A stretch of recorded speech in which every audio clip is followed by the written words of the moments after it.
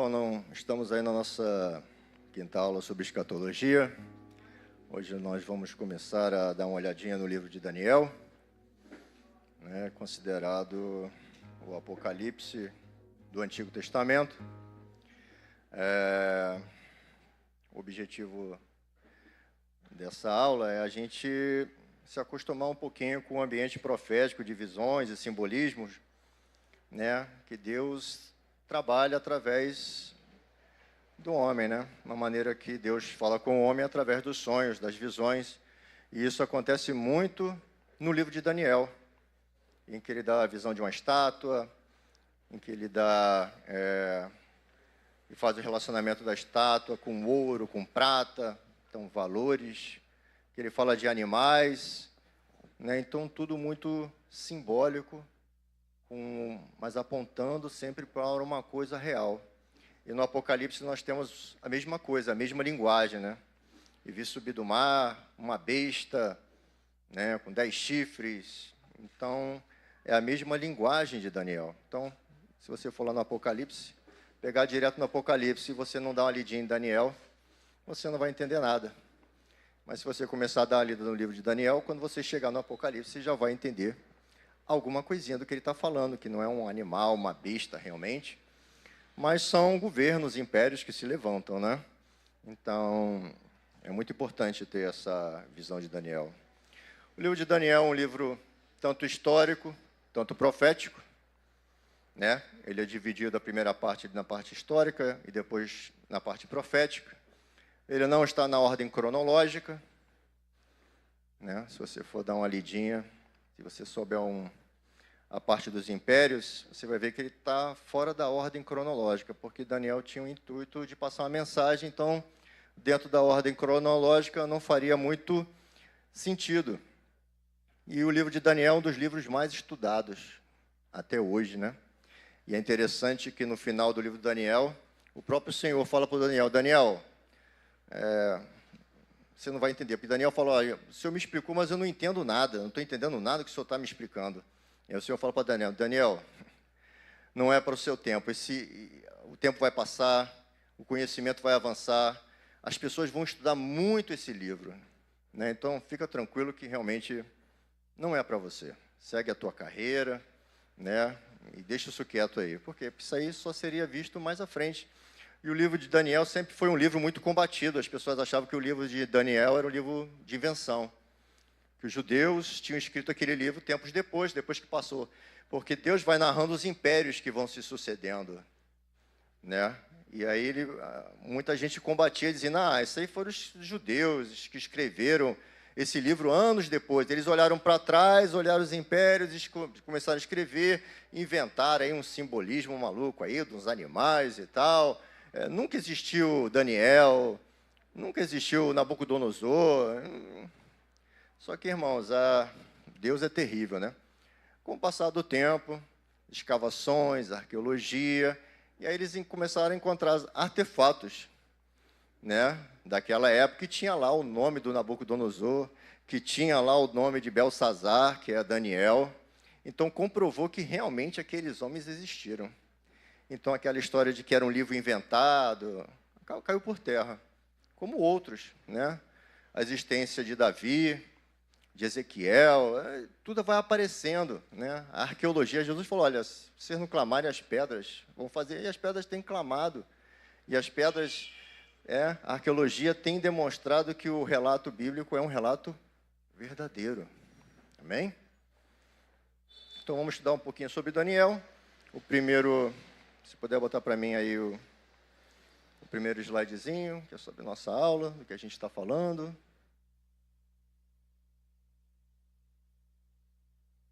Isso aí.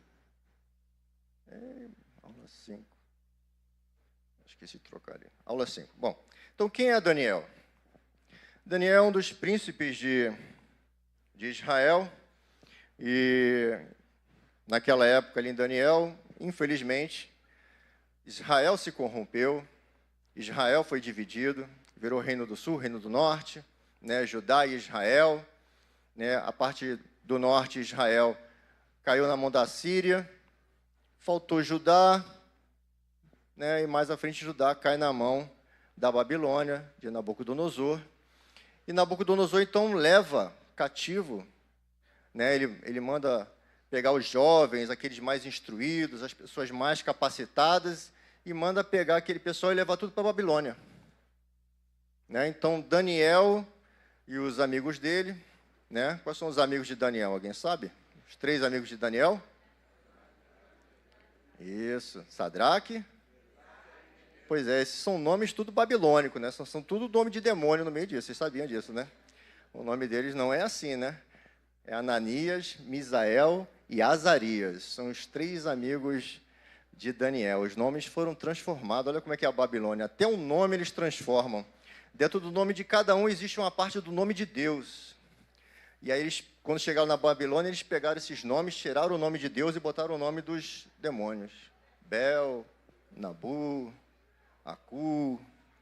Está lá, trocaram, tiraram o nome de Deus e botaram o nome de demônios, exaltando os demônios, enquanto o nome dos judeus era exaltando o nome de Deus. Né? Então, você vê como é que é perverso isso. Então, Daniel com seus amigos são levados para a Babilônia. Daniel vê a sua cidade sendo destruída, sendo conquistada. Ele é apartado de sua família. Aqueles jovens, possivelmente, eles teriam ali na casa lá dos 16 anos. Então, imagina você com 16 anos, uma outra nação entrando aqui, pegando você, tirando você daqui e levando para outra nação. E agora você vai ser servo na outra nação. Olha só que terrível. Não é de cortar o coração, não? O povo que era o povo de Deus, o Todo-Poderoso, aquele que tinha livrado eles da mão do Egito, abriu o Mar Vermelho, levou eles pelo deserto, derrubou muralhas, e agora aquele povo estava sendo dominado pela Babilônia. Ele poderia ter ficado assim, mas que Deus é esse, né? Que Deus é esse que não está nos guardando, né? Isso não é o que a gente fala muitas vezes. Que Deus é esse que não nos guarda nessa situação, né? Mas assim, o povo estava corrompido, né? Judá estava muito corrompido, Israel estava muito corrompido, e Deus avisou durante muitos e muitos anos, falando, olha, muda o caminho de vocês. Porque se vocês não mudarem o caminho de vocês, eu vou trazer um povo de longe, um povo feroz, e ele vai vir, vai destruir vocês e vai levar vocês cativos. Na verdade, ele já havia falado isso em Moisés. Antes de entrar na terra, por Moisés, ele já havia falado, olha, vou botar aqui diante de ti as bênçãos e as maldições. Se vocês fizerem o que eu falo, vai acontecer isso de bom, isso de bom, isso de bom, isso de bom, isso de bom. Se vocês não fizerem o que eu estou falando, então vocês vão plantar e não vão colher. Vão pegar vocês, vão espalhar vocês pelas nações, vocês vão ter que adorar outros deuses. Né? Vocês vão ver seus filhos sendo mortos, seus filhos sendo levados cativos. Né? Infelizmente, o povo entrou na rebeldia. E tudo aquilo que Deus havia falado através de Moisés, antes da entrada na terra prometida, aconteceu. Em Salmo 137, a gente vê um pouquinho do sentimento que existia no povo judeu de ser levado cativo para a Babilônia. Né? Lá no Salmo 137 diz assim, junto aos rios da Babilônia, ali nos assentamos e choramos. Quando nos lembramos de Sião, ele fala, a gente lembrava de Sião, quando a gente estava em Sião e a gente começou a chorar, a prantear pela nossa terra. E os babilônios que falavam, olha, canta umas músicas aí da terra de vocês, canta aí uma música da terra de vocês aí. E eles falam, como é que a gente pode cantar as músicas do Senhor numa terra estrangeira? Então você vê o sentimento de tristeza desse povo sendo levado cativo, né? Tem até uma música que fala dessa passagem, sabia ou não? Tem uma música dos anos 70 que fala dessa passagem? A galera mais antiga aí, a galera mais antiga. Tinha uma música em inglês que tinha, que By the Rivers of Babylon. É isso aí, é o Salmo 137. Conhece ou não conhece? Não. Conhece ou não conhece? Toca aí de vez em quando. Então procura lá, By the Rivers of Babylon. É o Salmo 137. Conhecidíssimo nos anos 70, anos 80. E é o Salmo 137, né? Então você vê um sentimento terrível que Daniel poderia carregar. Ele era príncipe da nação dele, agora ele era levado cativo para outro para outra terra, escravo daquela terra, costumes diferentes. Ele não poderia contestar e falar assim, poxa, mas eu não sou povo do Deus Todo-Poderoso, por que isso está acontecendo comigo? Porque isso aconteceu com a minha família, aconteceu com a minha nação, está acontecendo comigo. Ele não poderia entrar nesse laço mental? A palavra diz que eles são levados para a Babilônia, e ele e os amigos dele são escolhidos para servir diretamente ao rei. Então eles vão ser alimentados com o melhor das iguarias do rei, com o vinho do rei, né? E em certo tempo eles iriam ser apresentados ao rei, e o rei ia escolher algum deles. E é interessante que esse rapaz de mais ou menos 16 anos, ele resolve no coração dele não se contaminar com aquilo que seria apresentado a ele, porque nesse povo, antes de você servir as refeições, eles primeiro ofereciam as refeições aos demônios, aos seus deuses. E aí, depois de oferecer aos seus deuses, eles ofereciam a comida ali ao rei. E aí Daniel resolve não se contaminar. Olha só, esse homem vê tudo desmoronando, mas ainda preserva em si aquilo que Deus havia estabelecido.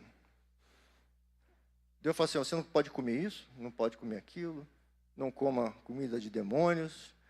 E ele chega naquele lugar e fala assim, mesmo com tudo desmoronando, mesmo com tudo me mostrando que Deus me abandonou, eu continuo fiel ao que Ele estabeleceu. Muitas vezes a gente não deixa Deus de lado por menos coisa. Aí isso aconteceu aqui, então, mas esse Deus não é tão poderoso assim, ou esse Deus não se importa muito comigo. Então deixa eu dar uma erradinha aqui, porque boa parte do povo de Israel entrou por esse caminho. Se contaminou na Babilônia. Se contaminou na Babilônia. Deus teve que mandar profeta lá e falar assim, não se contamina não, se mantém aí. Calma que vai chegar o tempo de vocês. Então, olha só, esse homem se manteve íntegro, mesmo parecendo que tudo havia terminado, tudo havia acabado. E o mais interessante, irmãos, é que Deus está sempre vendo. Deus está sempre vendo. E a palavra diz que Deus é galardoador. Ele presenteia aqueles que se posicionam da maneira correta, né? E a palavra nos diz lá em Daniel 1, 17 a 21, se você puder botar na tela, eu agradeço. Daniel 1, 17 a 21.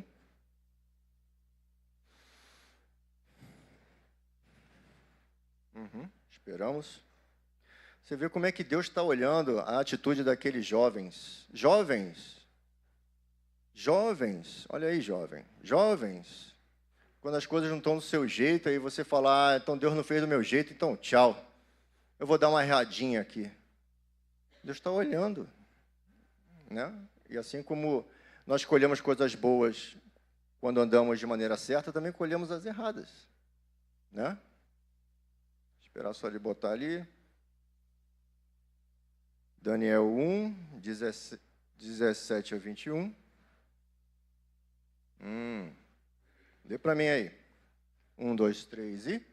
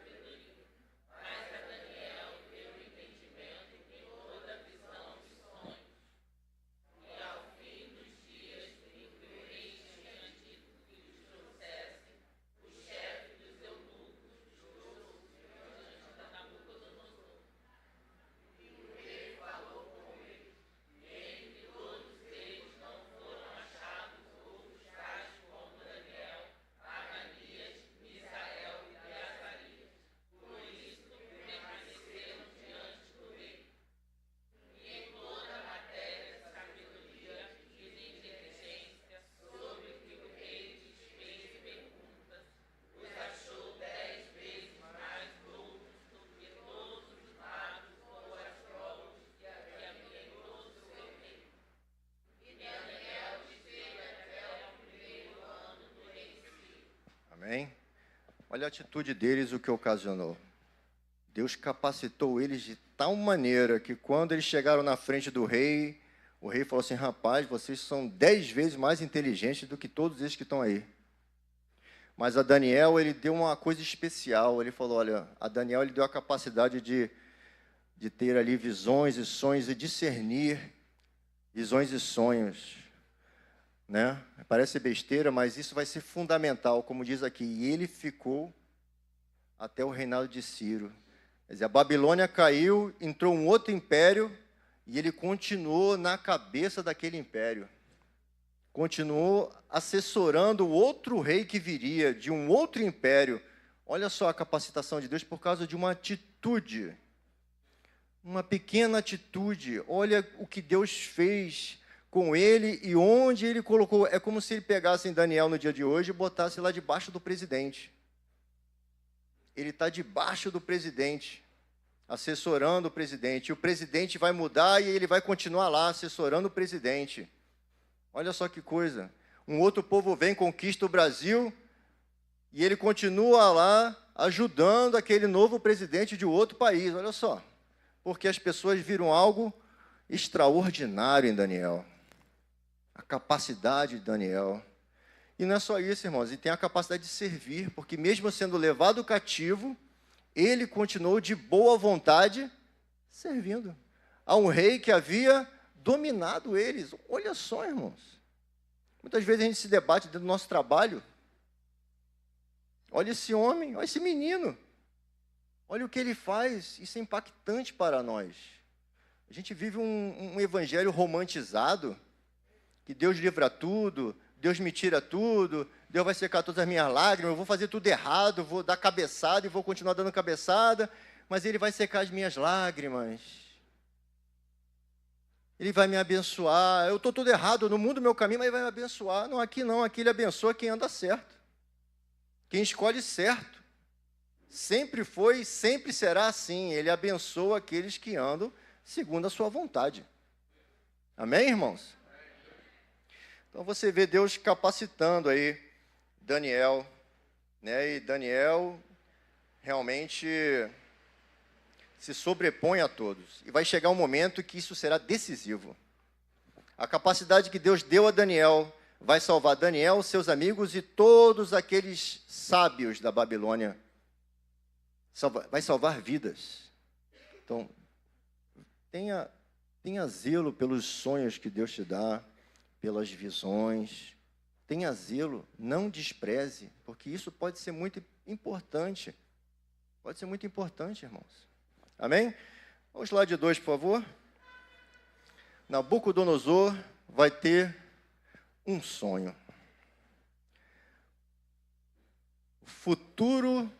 O futuro daquela região do mundo conhecido estava descrito em uma estátua. A estátua que Nabucodonosor sonhou, e esse sonho deixou ele doido. Ele não conseguia entender o sonho, e aquele sonho foi de tal maneira perturbadora a ele, que ele chama os sábios e fala: olha, eu tive um sonho, e me perturbou demais, e eu quero que vocês me digam o significado do sonho. Só que antes, eu quero que vocês me contem o sonho. Aí os sábios ficaram assim, mas aí complicou, né? Não, se eu conto o sonho e a gente fala para o senhor o que significa. E ele fala, não, assim não. Quem me garante que vocês vão me enganar? Não, eu quero que vocês me contem o sonho que eu tive e me digam a explicação deles. E aqueles sábios não conseguem. Os sábios falam assim, é impossível. Aí Nabucodonosor fala assim, é impossível? Não tem problema não. O general da guarda, mata todos os sábios que existem na Babilônia. E aí o general aparece lá para Daniel, e Daniel fala, o que está acontecendo aí? Não, vou matar todo mundo. Eu falei, peraí, calma. Deixa eu falar com o rei. Daniel se prontifica, fala com o rei, fala, dá um tempo para nós, pelo menos. Dá um tempo para nós. E Nabucodonosor concede esse tempo, e Daniel vai com seus amigos orar, pedir misericórdia a Deus, para que Deus pudesse revelar o que estava acontecendo e que eles não fossem mortos. E aqui acontece algo tremendo, porque Deus responde. Bota para mim, se puder, Daniel 2:19. Daniel 2:19. Depois deles orarem, suplicarem, pedirem a misericórdia de Deus, o que acontece? Lê para mim. 1, 2, 3.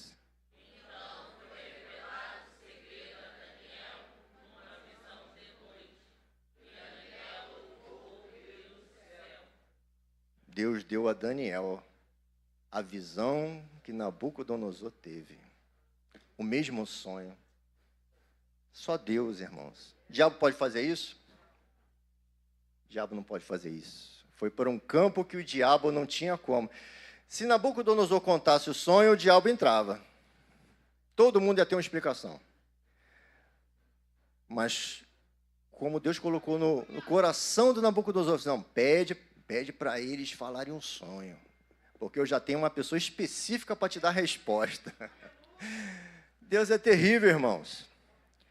E aí o mais interessante, bota para mim, aí Daniel vai até o rei para contar o sonho. Olha o que Daniel fala para o rei. Daniel 2, 27 a 28. Olha que jovem. 1, 2, 3.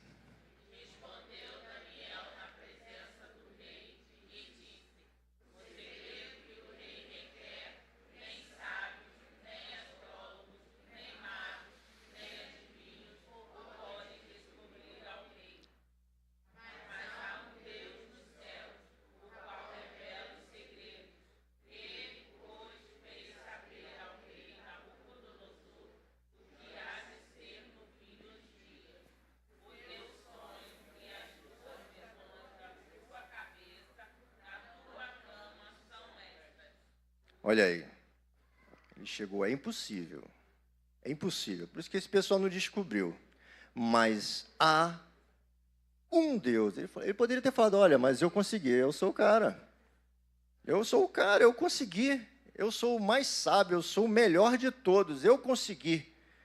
Mas ele fala assim, não, é impossível, mas há um Deus no céu, um Deus, só um Deus. Há um Deus no céu que pode revelar isso.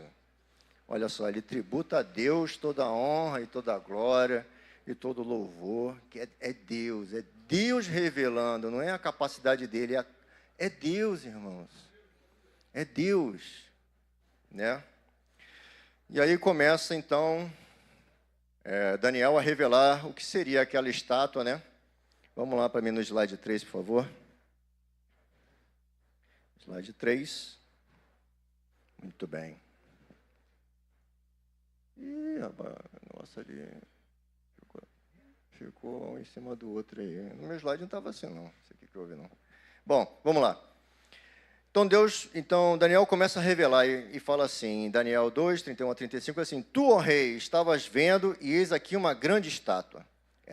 Esta estátua, que era imensa, cujo esplendor era excelente, estava em pé diante de ti, e a sua aparência era terrível.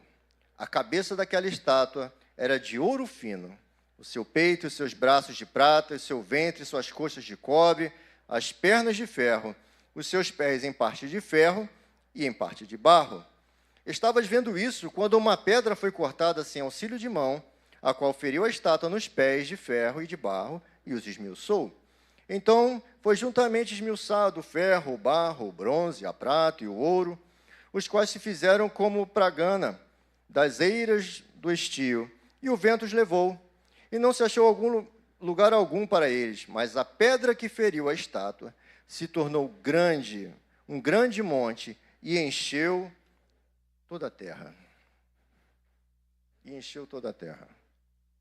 Agora ficou legal. Então ele viu a cabeça de ouro, os peitos e os braços de prata. Ali você vai, ali eu já estou dando o bizu, né? Eles não têm aquela informação. Daniel não tem essa informação, quais são os impérios. Daniel tem só a informação da estátua. Cabeça de ouro, braços de prata, o ventre de bronze, as pernas de ferro e os pés misturados com ferro e com barro. Eu já estou dando aqui para vocês aqui o que ele vai revelar mais à frente, mas essa visão. E agora Daniel começa a dar interpretação do sonho de Nabucodonosor. E Daniel fala assim: este é o sonho. Também sua interpretação diremos na presença do rei. Tu és a cabeça de ouro, e depois de ti se levantará outro reino inferior ao teu, e um terceiro reino de bronze, o qual dominará sobre toda a terra. E o quarto reino será forte como o ferro, pois como o ferro esmiuça e quebra tudo, como o ferro que quebra todas as coisas, assim ele esmiuçará e fará em pedaços. E quanto ao que viste dos pés e dos dedos, em parte de barro, de oleiro e em parte de ferro, isso será um reino dividido. Contudo, haverá nele alguma coisa de firmeza do ferro, pois viste o ferro misturado com barro de lodo. E como os dedos dos pés eram em parte de ferro e em parte de barro, assim, por uma parte, o reino será forte e outro será frágil. Então, aqui Daniel dá todo esclarecimento para ele. Eu falo, isso que você está vendo são reinos. Tudo que você sonhou, na verdade, são reinos. E ele fala, e depois de ti virá um outro reino. Interessante que logo depois, Nabucodonosor faz o quê? Manda fazer uma estátua toda de ouro. Daniel falou, olha, a cabeça de ouro fino é você, é o seu reino, é a Babilônia, mas depois do seu reino vai acabar, e vai vir um reino não tão esplendoroso assim, vai ser de prata, mas ele vai conquistar vocês. Aí o que Nabucodonosor faz? Não, manda fazer uma estátua toda de ouro, e fala assim, olha, agora eu vou botar para tocar os instrumentos, quando tocar os instrumentos, todo mundo tem que ficar de joelhos diante dessa estátua. O que ele estava dizendo para Deus? Não, você está dizendo que o meu reino vai passar, mas eu estou dizendo que eu permanecerei para sempre, porque toda a estátua era de ouro. Ele está dizendo, da cabeça aos pés sou eu, da cabeça aos pés é a Babilônia. Olha só que homem, irmãos.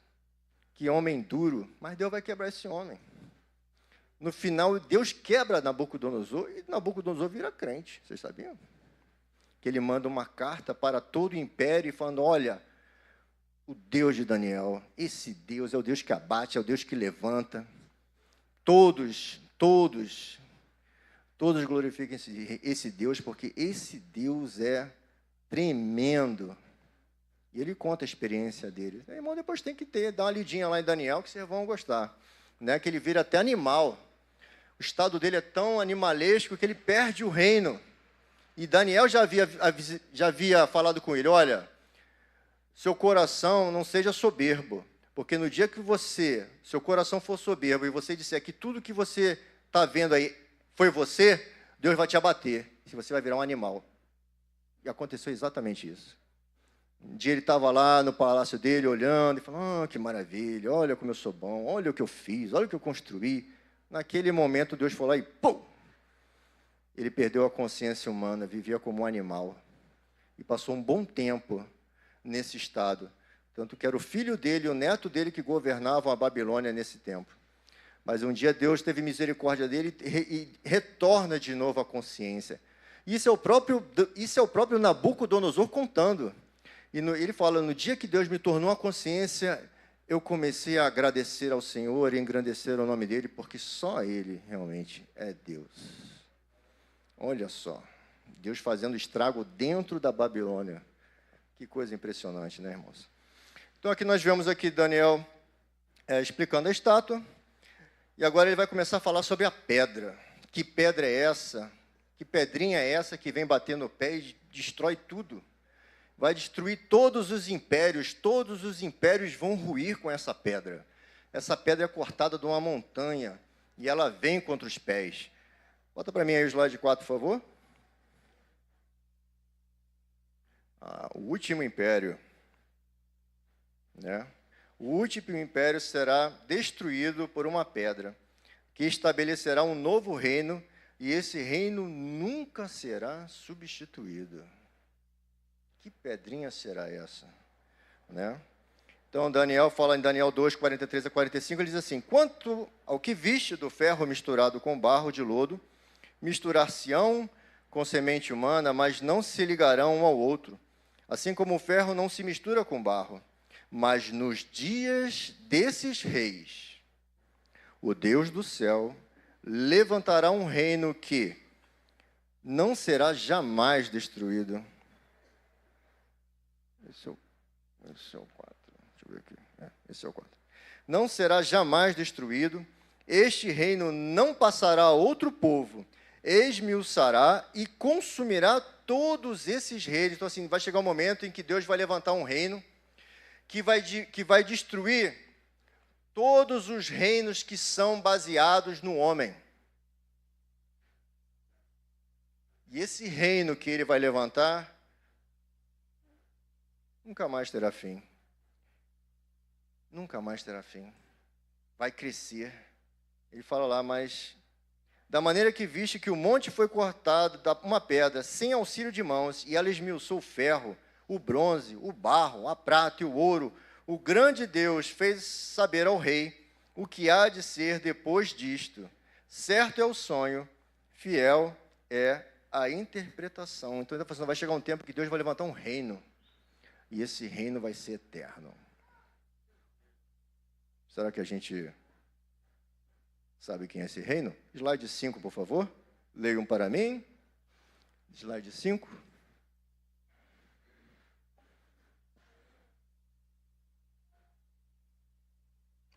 1, 2, 3.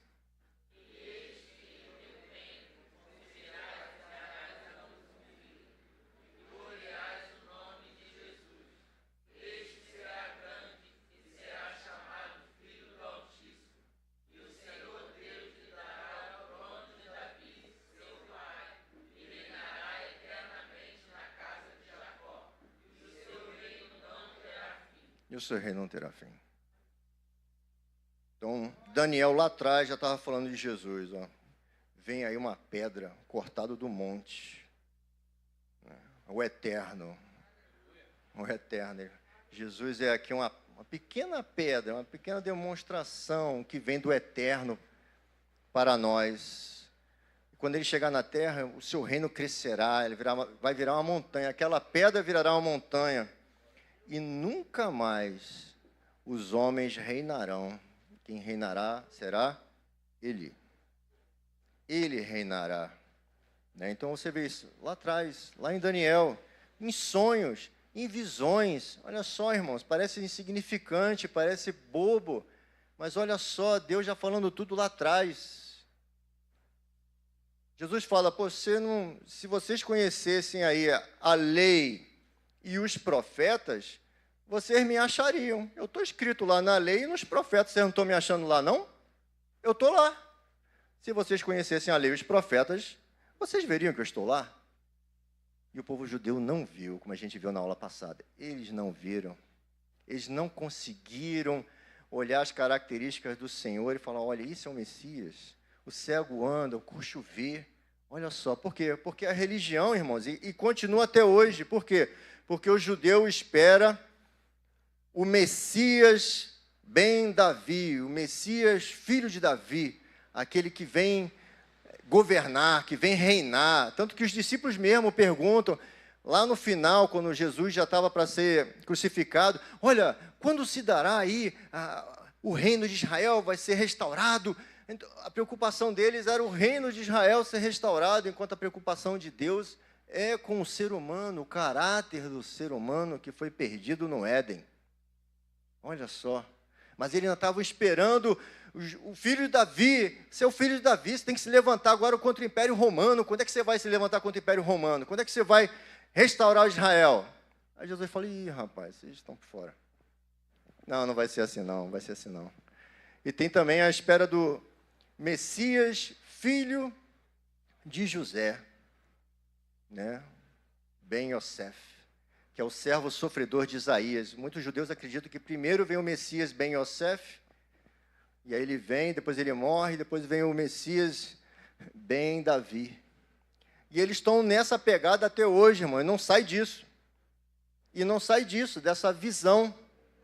E assim, mas o Messias, filho de José, o servo sofredor, já veio.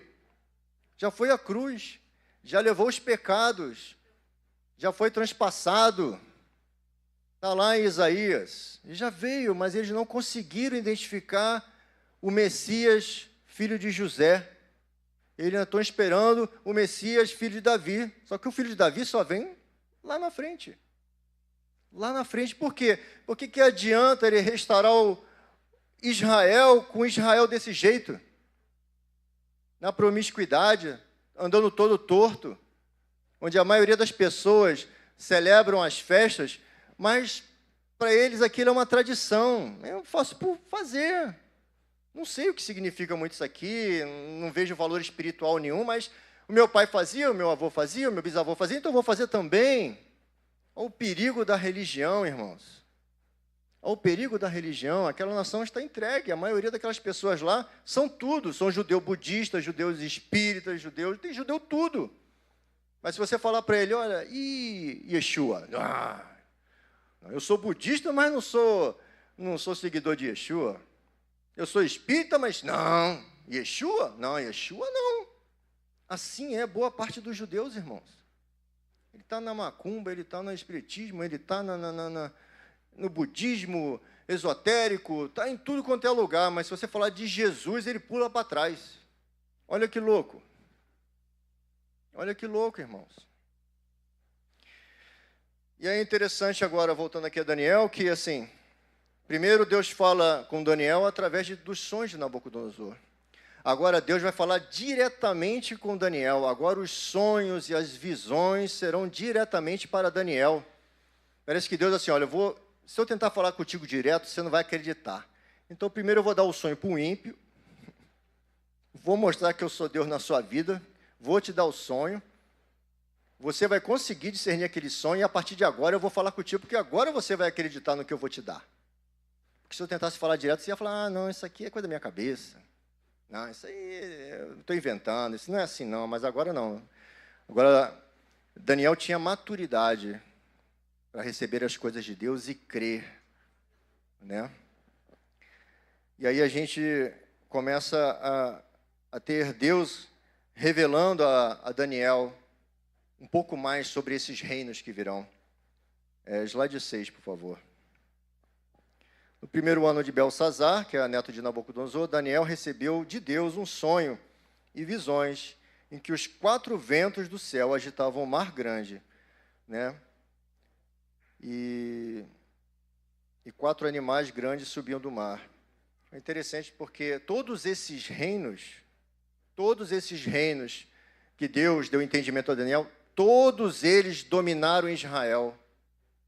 A Babilônia dominou Israel, os medo-persas dominaram Israel, os macedônios dominaram Israel, os romanos dominaram Israel. Todos esses reinos foram reinos que dominaram a terra de Israel. Então, o que Deus está falando? Deus está olhando para quem? Para Israel. Então, quando Deus mostra que lá na frente haverá pés de barro misturado com ferro, esses pés de barro, com esses dedos de ferro, eles estarão dominando quem? Israel. E quando esse povo quiser dominar Israel, haverá uma intervenção divina. Então, estamos caminhando, porque até certo tempo não havia nação de Israel. Por isso que muitos da igreja acharam que nós agora que éramos Israel, porque não havia nação de Israel, como é que as profecias iam se concretizar se não havia nação? Não havia nação de Israel, havia um povo espalhado pelo mundo inteiro, mas não havia uma nação. Só que, de repente, numa canetada, do dia para a noite, pum, nasceu a nação de Israel. E agora as profecias voltam a ser para eles, a ser direcionadas para eles. E agora a gente conta o tempo segundo a nação de Israel. A nação de Israel é o nosso relógio. O que acontece lá é importantíssimo para nós. Porque através de lá nós vamos saber em que tempo nós estamos. A gente não precisa saber exatamente o acontecimento. Jesus sempre cobrou o quê? Jesus cobra o quê? Que vocês tenham entendimento do tempo. Em que tempo vocês estão? O que Jesus cobrou ali dos judeus? Vocês não sabem identificar o tempo que vocês estão? Vocês tinham que conhecer Daniel e, pelas profecias de Daniel, saber que esse era o tempo da minha visitação. Vocês tinham que saber. O dia certo, é claro que vocês não vão saber, mas o tempo, a época em que se daria isso, está claro. Está claro. Então, é o que Deus cobra de nós também. O dia, a hora. Não, o dia, a hora vocês não vão saber, mas e o tempo? O tempo vocês vão saber. Paulo fala isso. Paulo fala, não preciso falar com vocês acerca dos tempos e tal. Vocês sabem, vocês conhecem identificar, vocês sabem, vocês não vão ser pegos de surpresa, vocês não andam de noite, vocês não vão ser pegos de surpresa. Então, aí o slide 6, a visão dos animais, o pessoal está enxergando ou não? Poder apagar um pouquinho aqui. Então, a gente vê que Deus dá uma visão a Daniel, e a primeira visão que Deus dá é a de um leão com 2 asas. Ele fala que ele está tendo visões, e ele vê os ventos, 4 ventos movendo o mar, o grande mar, e o mar Mediterrâneo. Se você for pegar ali Israel, você vai ver que a África, passando pelo Oriente, subindo ali pela Turquia, Grécia, Europa, tudo aquilo ali foi conquistado por esses impérios que foram se sucedendo. Então, em volta desse mar, existem 4 ventos que estão movimentando aqueles povos.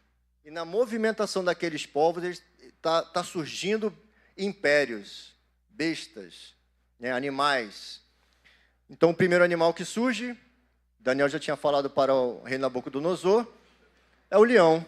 Ele fala, olha, é um leão com 2 asas de águia, mas esse leão, as suas asas vão ser arrancadas. Esse leão vai ser posto em pé, como homem, e vai ser dado a esse leão um coração de homem. Deus está falando o quê? Nabucodonosor. Nabucodonosor, eu vou quebrar esse homem e vou dar um coração para esse homem. E Deus fez isso com Nabucodonosor. Ele se converteu. Ele exaltou o nome do Senhor. Então, a Babilônia é o primeiro animal. O segundo animal, o Império Medo-Persa, que ele fala que vem com 3 costelas na boca, porque ele vem derrubando o Império Babilônico. Tem mais outro império, Lídio, da Lídia. E agora eu não vou ter aqui. São 3 impérios que eles derrubam, os Medo-Persas. Eles são as 3 costelas que vêm na indicação. Então, ele fala, vem aí, o Império Medo-Persa. São 2 impérios que se juntam e vêm consumindo tudo. O terceiro império é o Império Macedônio. Ele fala, olha, é um leopardo com 4 asas e 4 cabeças. Você fala, rapaz, que loucura é essa? 4... Porque ali, o urso, Medo-Persa, Porque o Medo-Persa aqui, se vocês vão verem, depois a gente vai fazer a coligação, a estátua tem 2 braços e um peito que está ligado. Então, são os medos e os persas. Cada braço, um braço é um medo, o outro braço é o persa. E eles estão ligados num único governo. E o próximo é o Império Macedônio, que é aqui o nosso leopardo com 4 cabeças e 4 asas. Alexandre o Grande, que vem rapidamente, o leopardo, animal rápido, ligeiro, ele vem dominando tudo, derrubando tudo, conquistando tudo. E aí, de repente, ele morre. A própria Bíblia diz, Deus fala, olha, esse rei é um rei valente. Está lá em Daniel 8 ou Daniel 11. É um rei valente, mas quando ele estiver conquistando tudo, ele vai morrer naturalmente. E a história diz que Alexandre o Grande morreu de malária. Quando ele estava no meio da conquista dele, ele morreu de malária. E Deus também diz, olha, e ele não deixará semente, e o seu império será dividido, as 4 cabeças. E a história diz que realmente ele morreu, e quem ficou no comando foram os seus 4 generais. O império de Alexandre o Grande foi dividido entre 4 generais. Olha, exatamente como um relato bíblico, irmãos. É para levar a sério o que Deus diz. As profecias que Deus fala é para levar a sério, porque a própria história confirma o que aconteceu. Está confirmado. E em seguida, tem um animal que deixa Daniel muito perplexo. Ele fala, olha, aquilo é um leão, aquilo é um urso, aquilo é um leopardo, mas agora eu estou vendo um quarto império que eu não sei identificar o que é. Eu não consigo identificar esse animal. Não existe na natureza esse animal. É algo diferente que eu nunca vi, eu não consigo dar um nome. Eu não consigo dizer se é um leão, se é uma girafa, se é um elefante. Eu não consigo, ele é algo diferente. Né? E ele fala, ele tem 10 chifres. E ele tem 10 chifres. E depois, mais à frente, ele vê que 3 chifres caem e aparece um chifre pequenininho. Né? E ele fica muito impactado com essa visão, né? Porque assim, entre o Império Macedônio e o Império Romano, surgiu a figura de um rei desse império que se dividiu, né? O Império Macedônio se dividiu em 4. E desses 4 depois surgiu o Império Seleucida. E o Império Seleucida que tomava conta de Israel. Foi terrível para Israel. Porque surgiu um homem chamado Antíoco.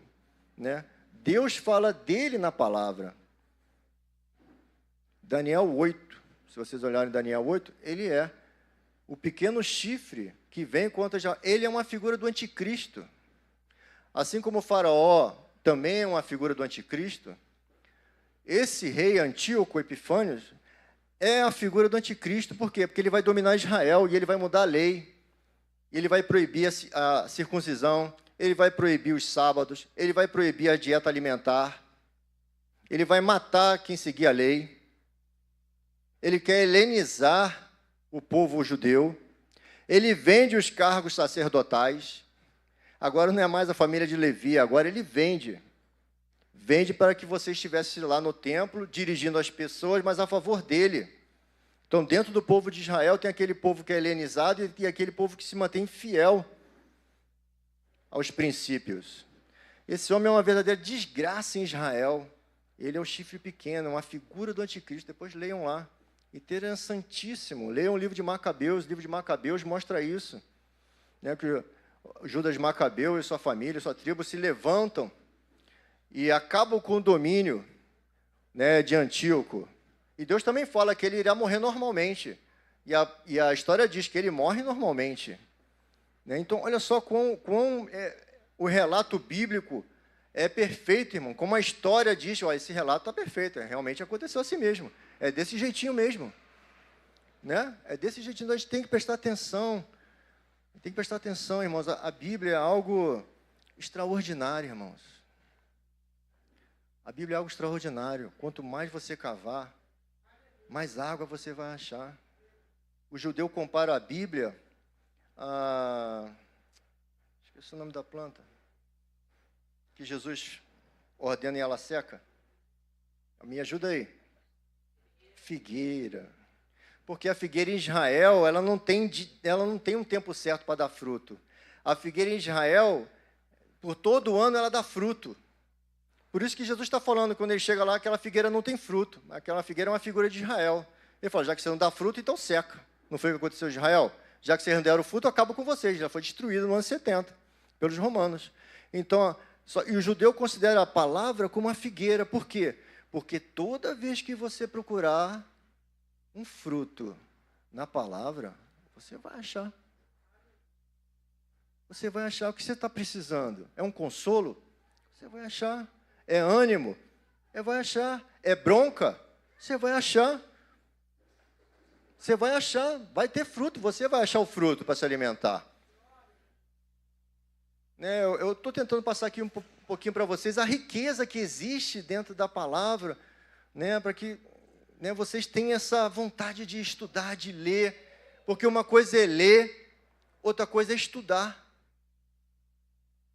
Uma coisa é você ler, outra coisa é você parar naquela passagem e meditar. É o que Deus fala, medita na minha palavra de dia e de noite, é o que Deus fala. Deus não fala assim, ó, lê minha palavra. Não, ele fala assim, medita na minha palavra de dia e de noite. Você já viu, alguma vez vocês já jejuaram para entender uma passagem? Daniel jejuou para entender uma passagem, ele leu Jeremias, e ele leu, entendeu, mas ficou na dúvida e começou a jejuar para que Deus desse a explicação daquele trecho, e Deus dá. Quantas vezes nós jejuamos para entender uma palavra? Jejuamos porque eu quero saúde, jejuamos pelo fulano, jejuando porque eu quero um carro, jejuando porque eu quero uma... Mas Daniel jejua para poder compreender a palavra. Ele falou, olha, eu entendi pelos livros que o tempo de cativeiro é 70 anos, mas já se passaram os 70 anos, por que a gente não voltou para Israel?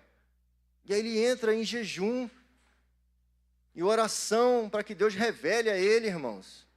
Olha só isso. Será que a gente está nesse nível aí? Olha quantas coisas extraordinárias Deus fez através desse homem. Essa palavra desse homem está aqui, ó. A palavra desse homem escrita lá atrás está aqui. O mundo não sabia nem que ele existia. Os entendidos falam, não, isso não existe não, esse homem nunca existiu, isso aí não existiu, isso é fábula. E agora estou vendo, ele realmente ele existiu mesmo, é verdade, ele existiu. E aí? E a palavra dele está sendo estudada até agora. Olha só que coisa fantástica. Eu estou acabando aqui. E aí a gente chega no último império, que é o Império Romano. Esse chifre aqui vai acabar, porque Deus trabalha em ciclos. Deus faz assim, ó, Deus trabalha em volta. E aí ele repete a mesma história com outros personagens. E vai repetindo a mesma história com outros personagens. Então, no futuro, por que Deus mostrou? O próprio Paulo fala, assim, olha, o que foi escrito para nós, para o nosso ensino. Aquilo são figuras. Aquilo realmente aconteceu? Aconteceu. Mas elas estão nos sinalizando os dias de hoje e o futuro. Vem aquele pessoal, o Antigo Testamento. O Antigo Testamento já passou. Passou o Antigo Testamento, agora é a graça, agora... Eu só estudo o Novo Testamento para frente, tá bom, meu querido, você não sabe nada, lamento por você, você não sabe exatamente nada, você fala do que não entende, porque a explicação do Novo está no Antigo. Por que a mulher do fluxo de sangue foi tocar na orla do vestido de Jesus, naquelas franjinhas, porque o judeu botava uma roupinha por baixo que tinha umas franjinhas que ficavam penduradas. Aquelas franjinhas simbolizavam a lei. Aquilo ficava em volta do corpo dele. E depois ele botava outra roupa por cima. Por que a mulher do fluxo de sangue foi lá tocar nas franjinhas? Por quê? Porque existe uma profecia em Malaquias que para aqueles que creem nascerá o sol da justiça. E aqueles que tocarem na orla das suas vestes, das suas asas, lá é figurado, sentido figurado, e ele trará nas asas cura. Então ela creu naquela profecia de Malaquias e foi lá tocar nos filactérios que estavam lá. Ela não foi no chão, irmão. Tinha uma multidão espremendo Jesus, e a mulher que mal conseguia ficar em pé, estava no chão. Irmão, no meio da multidão, no chão, para pegar no topo, no final do vestido, ia ser uma pisada, massacrada, não foi. São os filactérios que ficam na roupa, ela foi lá por trás e pegou nos filactérios, da pontinha, aquele barbantinho, quando sua roupa sai de vez em quando aquela linhazinha, alguém tocou naquela linhazinha e o cara falou, opa, peraí, para tudo. Você tem compreensão, irmãos? De alguém pegar no fiapo da sua roupa que está por aí, pegaram no fiapo da roupa de Jesus, e ele falou, opa, alguém creu em Malaquias, na profecia de Malaquias, que eu sou o sol da justiça, e que eu traria a cura. Rapaz, quem foi aí? Quem foi que fez isso aí? Que fé é essa?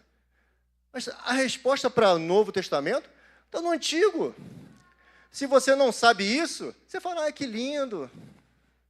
Que linda, ela foi que nem cobra no meio de todo mundo, da multidão, e conseguiu botar o dedo lá no final do vestidinho de Jesus, sem ser pisada, sem nada. Se você sabe o Antigo Testamento, você fala, poxa, que fantástico, a palavra de Malaquias se cumpriu. Vocês estão vendo a importância? Vocês estão vendo a beleza disso ou não? Quando você começa a conseguir conectar os textos, você sabe que beleza é essa? Que prazer que dá? Eu quero que você tenha o prazer que eu tenho. Quando eu estou lendo algo e consigo conectar com algo que até antes era sombra. E falo, uau, uau, meu dia foi transformado. Uau, o cara fala assim, rapaz, está feliz. Por quê? Poxa, eu entendi um texto bíblico.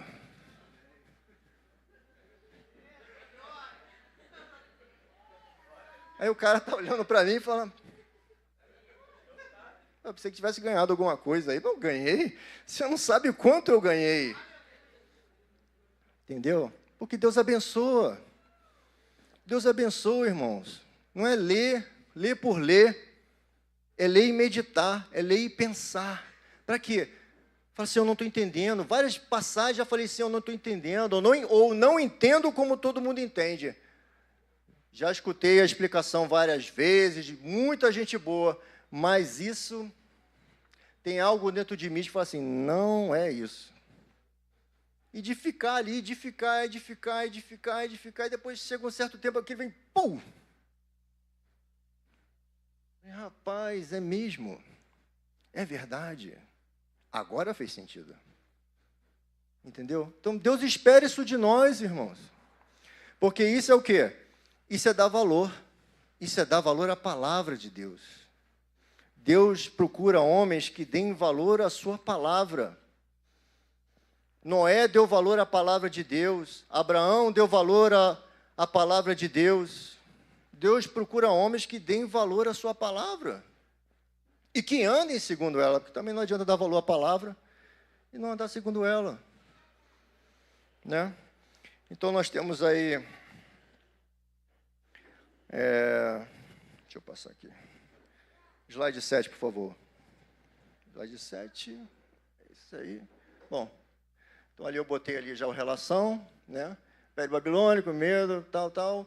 O império futuro que virá, que vem do Império Romano, né? Vem o Império Romano, porque o Império Romano são as pernas de ferro, e esse império depois vai se transformar em 10 chifres, quer dizer, ele vai se dividindo, foi o que aconteceu com o Império Romano, ele foi se dividindo, né? Em vários reinos, você tem aí a Europa, você tinha a parte da Roma Ocidental, Roma Oriental, né?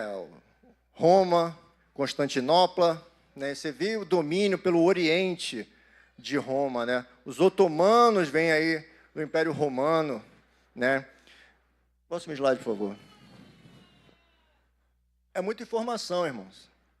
Eu estou aqui tentando fazer o resumo do resumo, para que vocês tenham, porque é muita, mas muita informação, muita.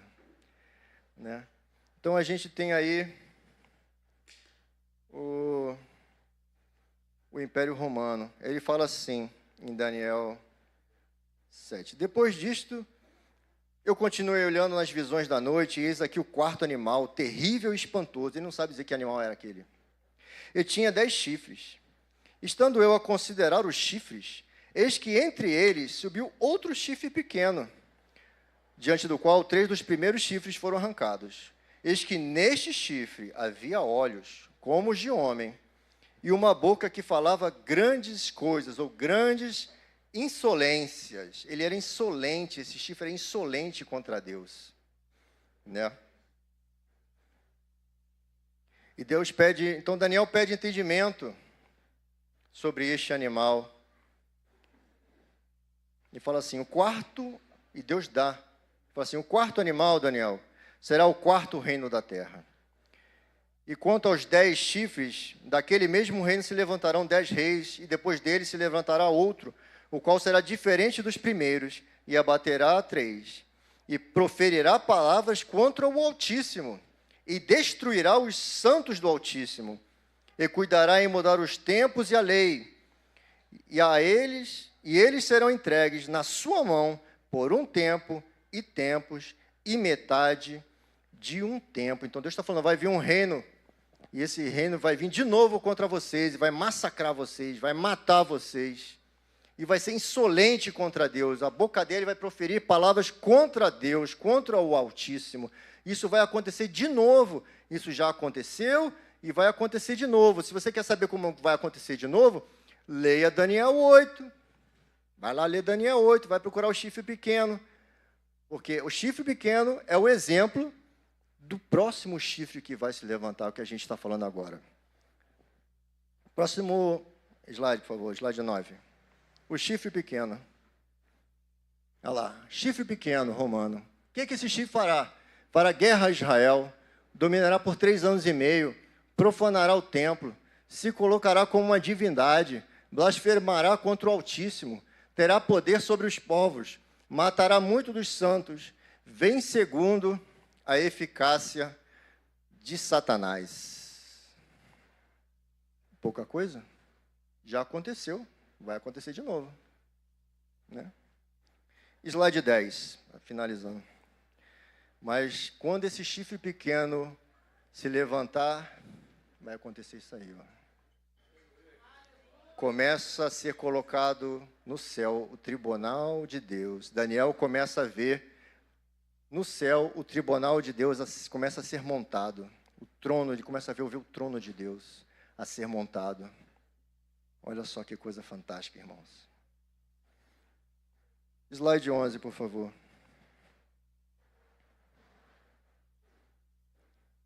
Vem comigo aí, por favor. 1, 2, 3.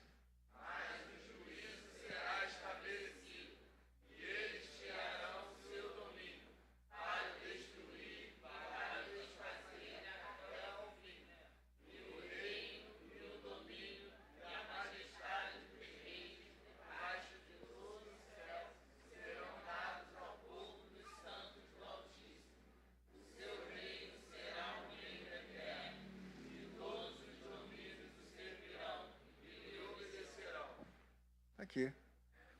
Quando se levantar esse chifre pequeno, Deus vai intervir e vai surgir um homem a quem Deus vai dar toda a glória. A Bíblia diz assim, Deus fala assim, eu não divido a minha glória com ninguém. Não é isso? Minha glória, ali é minha glória, minha honra. E aí a gente vai ver semana que vem um homem subindo, vindo pelas nuvens. E ele é levado diante da presença do Eterno. E a palavra diz que esse homem receberá glória. Opa! Como assim esse homem vai receber glória do Eterno? Se o Eterno não divide a sua glória com ninguém. Hã? Quem é esse homem? E a ele será dado todo o domínio e toda a criação estará debaixo dos pés dele. Olha que fantástico. Está lá em Daniel.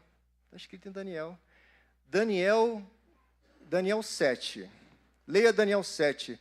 Daniel 7 é um resumo de todo o Apocalipse. Em linhas gerais, é algo, né, uma sinopse. Daniel 7. Se você tiver a fim de estudar, Daniel 7, leia Daniel 7. E depois você leia Apocalipse 5, que é a visão de João. Bote uma Bíblia do lado com Daniel 7 e bote outra com Apocalipse 5 e veja que a visão que João tem é a visão que Daniel tem. É a mesma visão, só que de João tem mais detalhes. João gasta mais tempo com isso. Mas está lá, irmãos, é só olhar. Daniel já estava falando do Apocalipse lá na frente. O livro de Enoque já fala lá da frente também de como será a volta de Jesus. Livro de Enoque, irmãos, lá no Gênesis. O cara estava lá no Gênesis, já sabendo o que ia acontecer lá na frente. Você tem noção disso? Deus mudou? Será que Deus não pode dar para mim e para você visões que venham a esclarecer um pouco mais o que foi dado? Pode, irmãos. Mas a gente quer? A gente está disposto? Essa é a questão. Que Deus possa colocar no meu coração e no coração de vocês essa vontade. E pode ser comigo. Deus pode me usar dessa maneira. Eu posso ser um farol, como Daniel é um farol até hoje para nós. até hoje. Então, que a gente possa ter essa vontade no nosso coração. Agradeço a minha oportunidade. Semana que vem a gente continua com mais um pouquinho de Daniel. Amém?